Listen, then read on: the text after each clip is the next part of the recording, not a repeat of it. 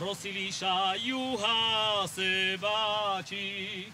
Rozilíšajú hasebáči, keď bude jarmák v Levoči, keď bude jarmák v Levoči.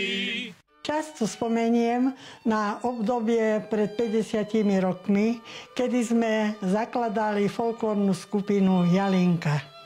4 moje kamarátky sme sa zišli, vytipovali žienky, ktoré vedia dobre spievať, oslovili sme ich, no a tak oni sa pridali k nám a poprvýkrát sme išli vystupovať do Smížian na nálepkov Odkaz.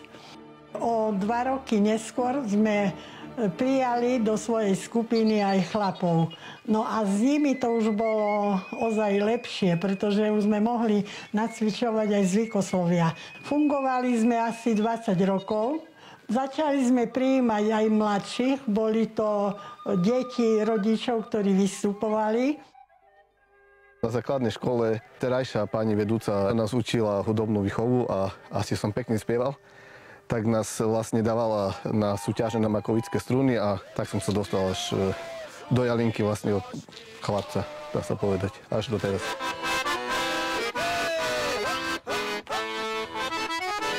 My, partia chlapi, sme súčasťou folklórnej skupiny Jalinka z Olšavice. Fungujeme od roku 1973.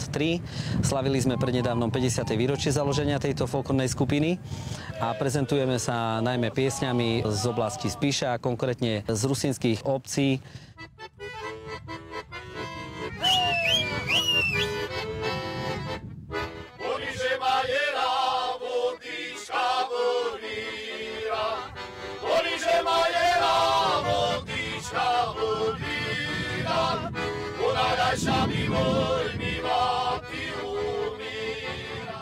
V súčasnej dobe sú len muži, lebo dievčatá sa povydávali a majú babetka, takže musia si plniť svoje materské povinnosti. Ja si tak vravím, že tá babičkina truhlica ešte nie je úplne prázdna, že bolo by tam treba siahnuť na dno a ešte to vybrať, nacvičiť a si potom reprezentovať folklórnu skupinu. Aby tú štafetu odovzdali tej mladšej generácie, aby sa to zachovalo a tá nasledujúca generácia, aby to všetko od nich prebrala.